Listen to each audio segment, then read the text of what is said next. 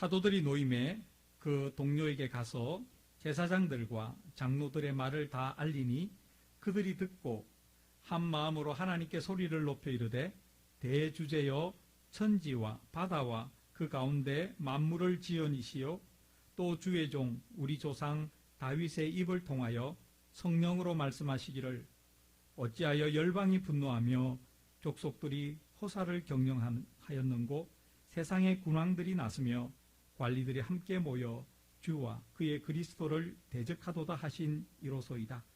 과연 헤롯과 본디오 빌라도는 이방인과 이스라엘 백성과 합세하여 하나님께서 기름 부으신 거룩한 종 예수를 거슬러 하나님의 권능과 뜻대로 이루려고 예정하신 그것을 행하려고 이 성에 모였나이다. 주여 이제도 그들의 위협함을 굽어보시옵고 또 종들로 담대히 하나님의 말씀을 전하게 하여 주시오며 손을 내밀어 병을 낫게 하시옵고 표적과 기사가 거룩한 종 예수의 이름으로 이루어지게 하옵소서 하더라. 빌기를 다음에 모인 곳이 진동하더니 무리가 다 성령이 충만하여 담대히 하나님의 말씀을 전하니라. 아멘. 예. 저는 우리 교회에 대해서 희망하는 모습이 있습니다. 아주 분명합니다. 제가 우리 교회를 개척할 때부터 아주 분명한 모습을, 이미지를 가지고 열망을 가지고 교회를 개척했는데요. 이번 설교 시리즈인 우리가 꿈꾸는 교회를 통해서 그 모습을 다시 한번 여러분들과 나누고 싶습니다. 이 기회를 통해 제가 바라고 기대하는 교회의 모습, 그리고 우리 교우님들이 기대하는 모습이 같아졌으면 좋겠습니다. 그리고 함께 그 모습을 이루기 위해서 힘을 다하여 노력했으면 좋겠습니다. 아멘. 오늘 설교의 제목은 우리가 꿈꾸는 교회, 다섯 번째로 성령 충만한 신앙 공동체입니다. 오늘 본문은 이제 막 탄생한 예루살렘 교회, 그 예루살렘 교회라는 신앙 공동체가 직면한 위기 상황과 그 위기를 어떻게 대처해 나가는지, 그리고 그 과정에서 하나님께서 그들을 어떻게 도우시는지에 대해서 살펴보려고 합니다. 베드로의 오순절 설교를 계기로 해서 이 땅에 교회가 시작되었습니다. 일반적으로 이해할 때는 그 이전에는 교회가 없었다 이렇게 이해합니다.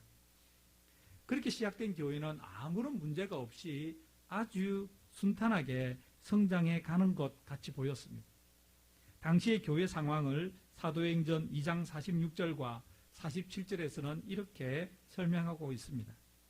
날마다 마음을 같이하여 성전에 모이기를 힘쓰고 집에서 떡을 떼며 기쁨과 순전한 마음으로 음식을 먹고 하나님을 찬미하며 또 온 백성에게 칭송을 받으니 주께서 구원받는 사람을 날마다 더하게 하시니라. 아무런 문제가 없어 보이잖아요. 모든 것이 잘 되어가는 듯이 보입니다. 이대로 가면 될 것 같았습니다.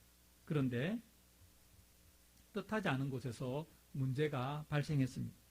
그리고 이제 막 탄생한 그 어린 아기 같은 교회는 순식간에 어려움에 휩싸이게 되었습니다. 사실 어떤 공동체이건 그리고 가정이건 개인이건 문제는 쉼없이 발생합니다.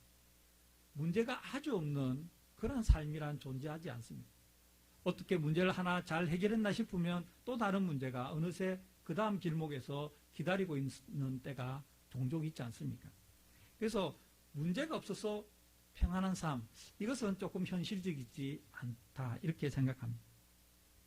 어쩌면 문제 속에서 살아가는 그것이 우리의 인생이고 우리의 삶이 아닐까 생각합니다.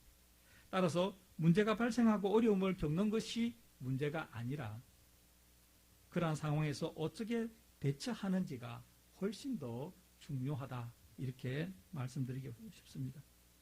그렇다면 지구상에 최초로 존재했던 이제 막 시작한 예루살렘 교회가 처음으로 당면한 위협, 어려움, 문제는 무엇이었을까요?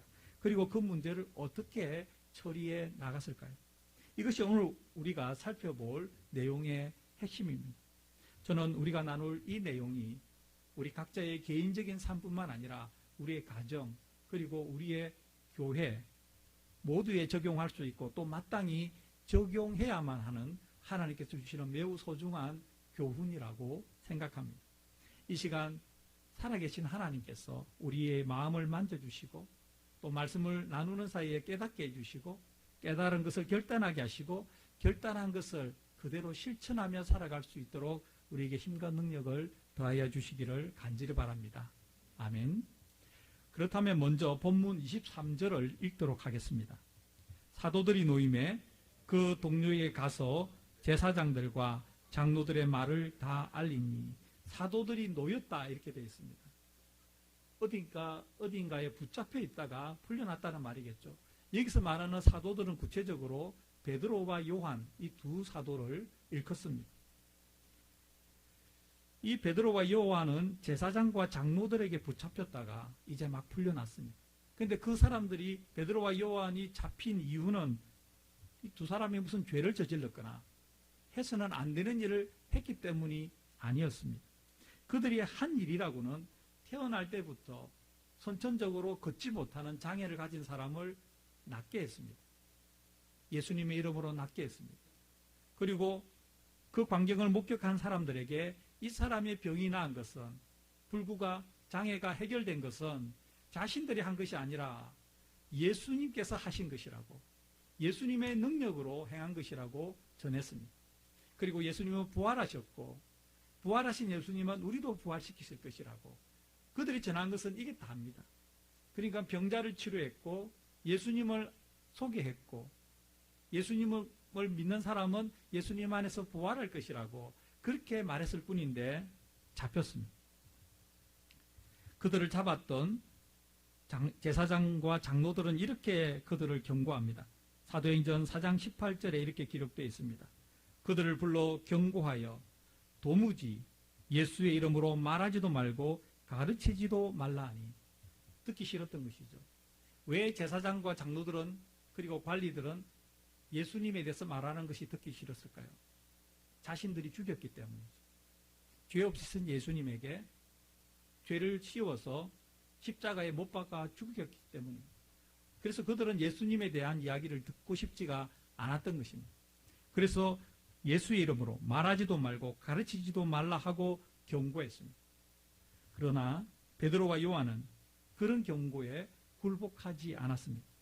이렇게 이야기합니다. 19절 보시면 베드로와 요한이 대답하여 이르되 하나님 앞에서 너희의 말을 듣는 것이 하나님의 말씀을 듣는 것보다 옳은가 판단하라. 우리는 보고 들은 것을 말하지 아니할 수 없다 하니, 베드로와 요한은 예수님이 어떤 분이신지 분명히 보았고 들었습니다. 목격한 거죠. 목격자가 되었습니다. 위트니스가 된 것이죠. 그것을 말하지 않을 수가 없다고, 그래서 너희들의 그 말에 명령에, 부당한 명령에 복종하지 않겠다고 그렇게 말하는 것입니다. 결국 베드로와 요한은 다시 한번 협박을 당합니다. 너희들이 그렇게 하면 안 된다. 그렇게 하면 안 된다는 위협을 당한 후 풀려났습니다. 그리고 풀려난 직후에 본문 23절의 말씀처럼 동료들을 만나 제사장들과 장로들이 그들에게 어떤 말을 했는지를 그대로 전했습니다. 예루살렘 교회는 처음으로 교회라는 신앙 공동체를 적대적으로 대하는 제사장과 장로들을 만난 것이죠. 그 이전에는 그런 일이 없었습니다. 너무나 좋아했고 예수님의 복음을 듣는 사람들, 예수님을 믿어 구원받아야 된다는 베드로의 설교를 듣는 사람들은 너무나 기뻐했고 어떻게 하면 그럴 수 있냐고 물었고 회개했고 예수님을 믿었고 침례를 받았고 기쁨이 넘쳤습니다. 그래서 함께 모여 떡을 떼며 교제하고 하나님을 찬미하고 그렇게 살아가는 모습이 너무 좋아서 교회에 함께하는 사람들이 계속해서 늘어났던 것이죠. 그러나 이러한 예기치 않았던 위협에 교회는 어려움을 겪기 시작했습니다. 사실 예수님의 제자들, 사도들 그런 사람들보다 이 베드로와 요한을 가두었던 사람들은 사회적으로 더 힘이 있는 사람이죠. 영향력이 있는 사람입니다. 그러니까 그 두 사도들을 잡아다가 가둘 수도 있고 협박할 수도 있고 명령할 수도 있는 거 아닙니까? 그에 비하면 예수님을 따르던 제자들, 사도들은 사도들 중에, 제자들 중에 최소한 5명, 6명은 어부였다고 우리가 알고 있잖아요. 그러니까 뭐 사회적으로 영향력이 있는 제자는 없었습니다. 그들이 가지고 있는 것은 오직 하나, 예수님을 믿는 믿음밖에 없었습니다. 이러한 위협에 사도들과 예루살렘 교회를 이루고 있던 사람들, 그 어린 교회, 이제 막 탄생한 교회의 성도들은 어떻게 대처했을까요? 이어지는 본문에서 우리는 알 수 있습니다. 본문 24절에서 26절까지를 다 같이 읽겠습니다. 그들이 듣고 한 마음으로 하나님께 소리를 높여 이르되 대주제여 천지와 바다와 그 가운데 만물을 지으니시오 또 주의 종 우리 조상 다윗의 입을 통하여 성령으로 말씀하시기를 어찌하여 열방이 분노하며 족속들이 허사를 경영하였는고 세상의 군왕들이 나서며 관리들이 함께 모여 주와 그의 그리스도를 대적하도다 하신 이로소이다. 예루살렘 교회 성도들과 사도들은 하나님께 기도하기 시작했습니다. 그렇습니다. 문제를 만났을 때 우리가 제일 먼저 해야 될 반응, 그것은 기도하는 것입니다. 우리가 이런 내용을 잘 알고 있지만 우리의 실상의 모습과는 약간 거리가 있을 수가 있습니다.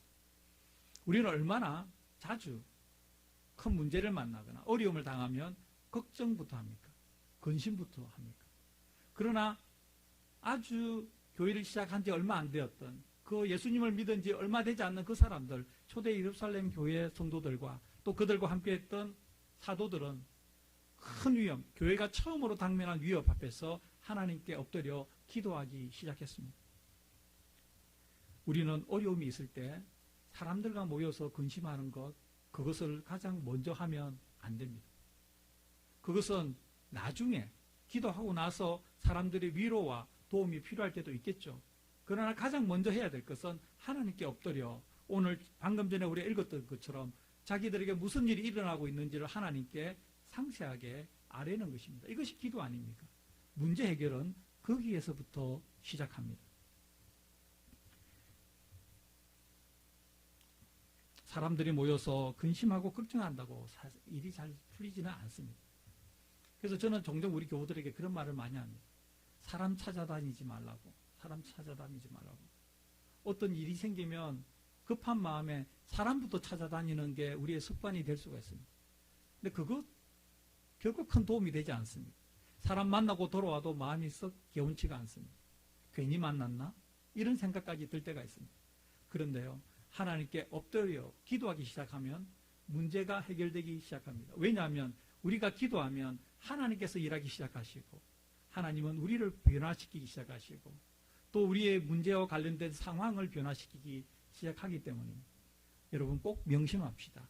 문제가 생기면 근심, 걱정, 염려하기 전에 먼저 하나님께 엎드려 기도하는 우리가 되기를 바랍니다. 기도할 때 어떻게 기도합니까? 그들은 이렇게 부릅니다. 하나님께 소리를 높여 이르되 대주제여. 하나님을 대주제여라고 부릅니다. 이 말씀은 하나님께서 모든 주권을 가지신 통치자라는 것이죠. 하나님을 그렇게 부르는 것이죠. 그렇게 하나님을 인정하는 것이죠. 모든 것이 하나님의 손에 달렸음을 고백하는 것이죠. 그 다음 어떻게 부릅니까? 하나님께서 모든 만물을 창조하신 창조주라고 하나님을 인정하십니다. 생각해 보십시오. 모든 만물을 창조하신 하나님, 모든 사안에 대해서 통치권을 가지고 계시고 주권을 가지고 계신 하나님께서 해결하지 못할 문제가 있을까요? 있을 수가 없습니다. 있을 수가 없습니다.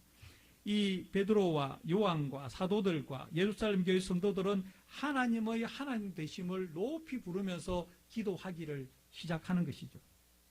그리고 그들의 기도가 매우 흥미로운 기도입니다. 사도들은 우리 본문 24절에서 26절까지를 다시 한번 다 같이 읽겠습니다. 그들이 듣고 한 마음으로 하나님께 소리를 높여 내 주제여 천지와 바다와 그 가운데 만물을 지으니시오 또 주의 종 우리 조상 다윗의 입을 통하여 성령으로 말씀하기를 어찌하여 열방이 분노하며 족속들이 허사를 경영하였는고 세상의 군왕들이 나서며 관리들이 함께 모여 주와 그의 그리스도를 대적하도다 하신 이로소이다. 굉장히 의미 있는 내용은 지금 우리가 읽었던 기도 중에 그들은 자신들의 기도도 있었죠. 하나님을 대주제여라고 부르고 하나님을 천지를 창조하신 분이라고 부른 것은 자신의 기도였지만 그 다음부터 이어지는 내용은 자신들의 기도가 아니고 다윗이 시편 2편에서 기도한 내용을 그대로 인용하여 기도하고 있는 것입니다. 이런 내용이죠. 여러분 보시면 어찌하여 라고부터 나오는 내용이 있죠. 어찌하여 25절 중반절에 나오는 어찌하여 열방이 분노하며 족속들이 허사를 경영하였는고 세상의 군왕들이 나서며 관리들이 함께 모여 주와 그의 그리스도를 대적하도다.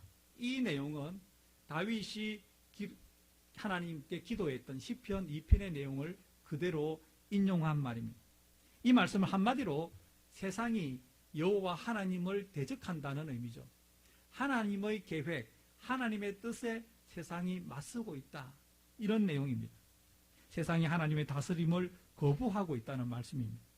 그리고 이어지는 본문을 통해 다윗을 통해 기록되었던 이 말씀, 시편의 말씀이 지금 자신들이 살아가고 있는 이 시대에 어떻게 적용되었는지를 말하고 있습니다. 본문 27절과 28절을 다 함께 읽겠습니다. 과연 헤롯과 본디오 빌라도는 이방인과 이스라엘 백성과 합세하여 하나님께서 기름 부으신 거룩한 종 예수를 거슬러 하나님의 권능과 뜻대로 이루려고 예정하신 그것을 행하려고 이 성에 모였나이다. 본문 27절의 말씀처럼 헤롯 왕, 본디오 빌라도 로마 총독은 이방인과 이스라엘 백성들과 힘을 합쳐서 예수님을 십자가에 못 박아 죽였다는 것이죠. 이 예언이 말씀이 이미 다윗에 의해서 시편에 기록되어 있다는 것이죠. 그들은 다윗이 시편 2편을 통해 예언했던 하나님과 그리스도를 대적하는 일이 자신들이 살아가고 있는 이 삶의 현장에서 예수님을 죽이는 일로, 그리고 예수님을 전하는 것을 방해하는 일로 나타나고 있다고 말하고 있는 것입니다. 우리는 사도들과 예루살렘 교회 성도들의 기도를 통해 매우 소중한 교훈 두 가지를 발견할 수 있습니다. 첫 번째는 그들이 성경을 인용하여 기도하고 있다는 것입니다. 그들은 시편 2편을 인용하여 기도하고 있지 않습니까? 이것은 우리 교회가 강조하고 있는, 그리고 실천하고 있는 성경으로 기도하기와 정확하게 일치하는 내용입니다.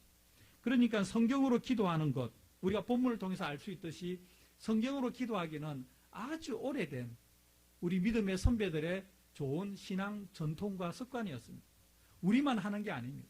이미 2000년 전에, 아니 훨씬 그 전에 하나님의 말씀을 받은 사람들은 기도할 때 하나님의 말씀을 인용하여 기도하기 시작했습니다. 여러분, 우리가 성경을 통으로 기도하기를 하면서 깨닫고 있는 것은 무엇입니까? 성경으로 기도하면서 우리 기도의 내용이 달라지고 있다는 것, 우리의 기도에 대한 응답이 달라지고 있다는 것, 날마다 더 내 삶과 하나님의 말씀이 밀접하게 연결되어 돌아간다는 것, 이거 우리가 느끼고 있지 않습니까?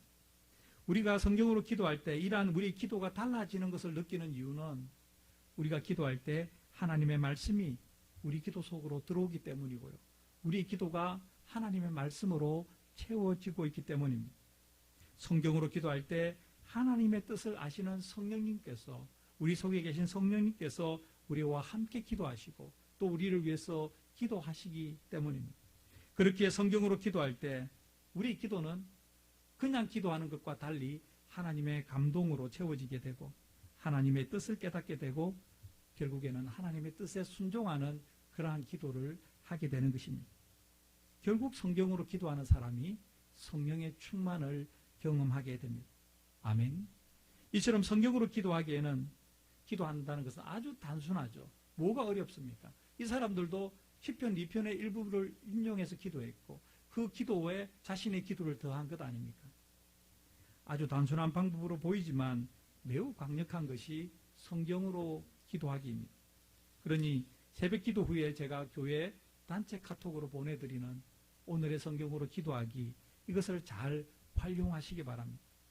보내드리는 성경 본문과 기도 내용을 그냥 이렇게 따라 읽는 것으로 시작하시기 바랍니다. 몇 번 반복해서 읽다 보면 자연스럽게 본인의 기도로 이어지는 것을 알게 될 것입니다. 그렇게 하는 것이 성경으로 기도하기입니다. 성경에 기록된, 오늘 본문에 기록된 사도들과 예루살렘 교회 성도들만 성경으로 기도할 수 있는 게 아니고 오늘을 살아가고 있는 여러분과 저도 똑같이 성경으로 기도하기를 할 수 있는 것입니다. 저는 우리 교회에 새로 오신 분들을 위해서 성경으로 기도하기를 안내하는 클래스를 개설할 계획입니다. 이미 그동안에 우리가 해왔던 것을 내용을 아시는 분들도 다시 한 번 더 알기를 원한다, 더 정확하게 알기를 원한다는 분은 또 참석할 수가 있습니다.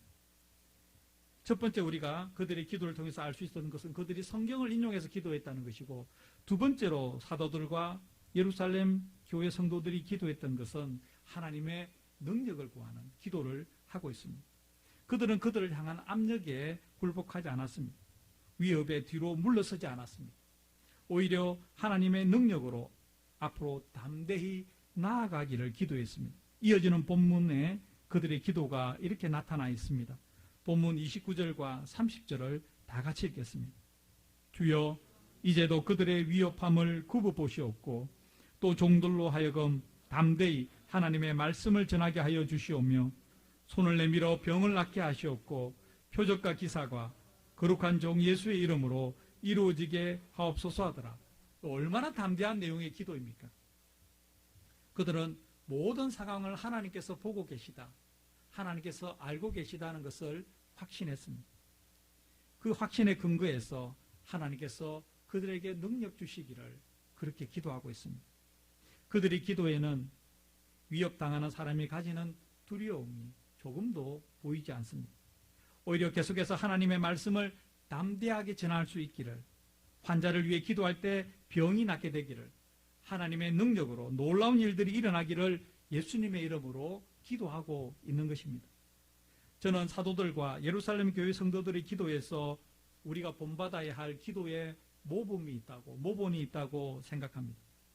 하나님에 대한 절대적인 믿음, 그렇습니다. 기도는 하나님에 대한 믿음에서 시작하는 것이죠. 하나님에 대한 믿음이 없으면 기도를 할 수 없는 것 아닙니까?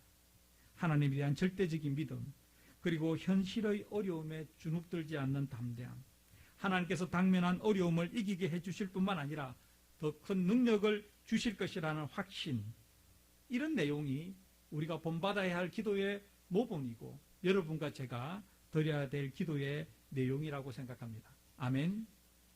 이어지는 본문 31절을 다 함께 읽겠습니다.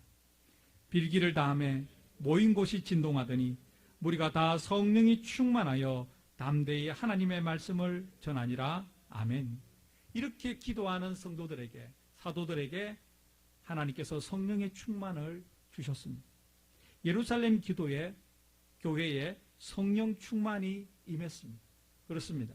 기도는 기도하는 사람에게 성령 충만이 임하고 기도하는 공동체에 성령 충만이 임합니다. 기도하는 여러분과 저에게, 그리고 기도하는 우리 교회에 성령 충만이 임하는 것입니다.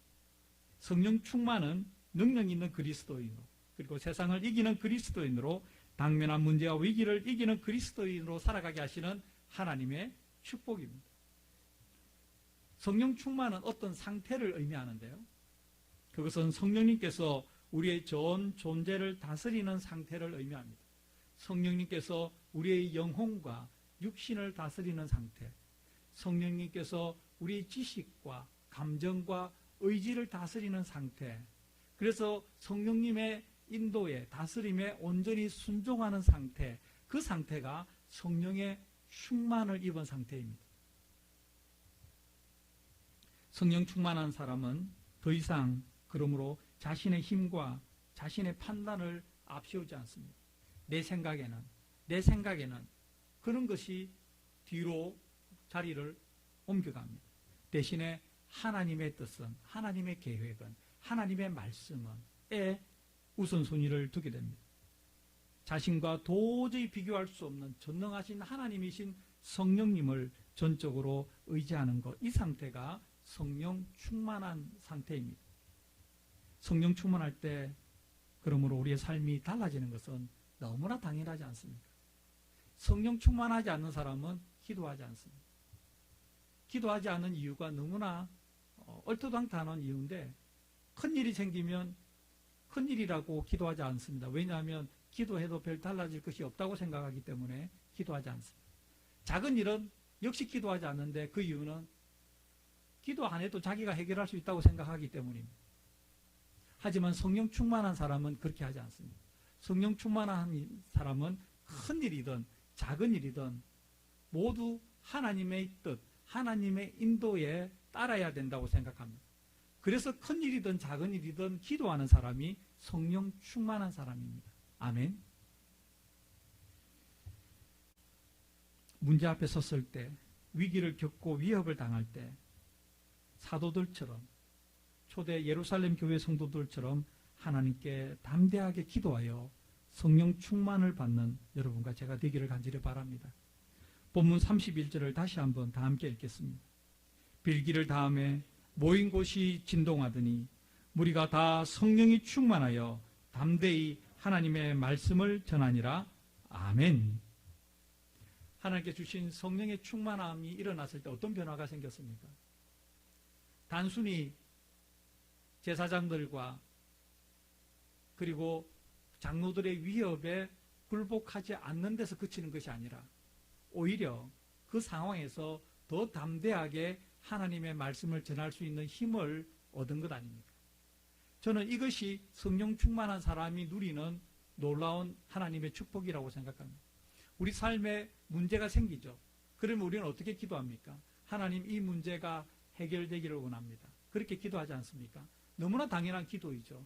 그러나 하나님께서 기대하시는 것, 성령 충만한 사람에게 기대하시는 것은 그것에 머물지 않는다고 생각합니다. 오늘 본문의 패턴을 보면 오히려 그것을 넘어서서 하나님께서는 그 어려움을 넘어설 뿐만 아니라 그 가운데에서도 하나님의 뜻을 이루기 위해서 하나님께 기도하고 더 성령의 충만을 받아서 하나님의 뜻을 내 삶 가운데 실천해 나가기를 더 원하시는 것을 우리가 깨닫게 됩니다. 그리고 그것은 가장 중요한 것이 오늘 본문의 내용처럼 하나님의 말씀을 전하는 것입니다. 성령 충만한 사람이 가장 먼저 해야 될 일은 복음을 전하는 것이죠.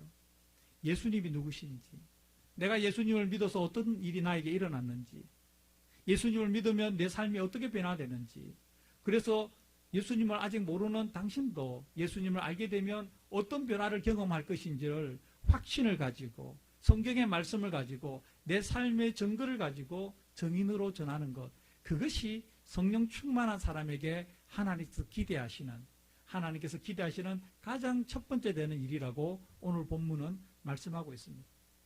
우리가 꿈꾸는 교회, 성령 충만한 신앙 공동체는 예수님의 구세주 되심을, 예수님의 주님 되심을 전하는 신앙 공동체가 되자는 것입니다.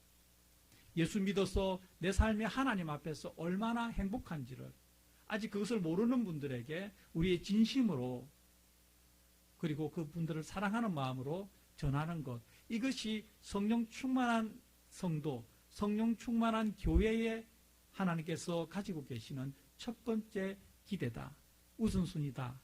그것이 오늘 본문이 하고 있는 말씀이고, 이 본문을 우리의 삶에 적용했을 때 우리가 변화해야 될 삶의 모습이라고 생각합니다.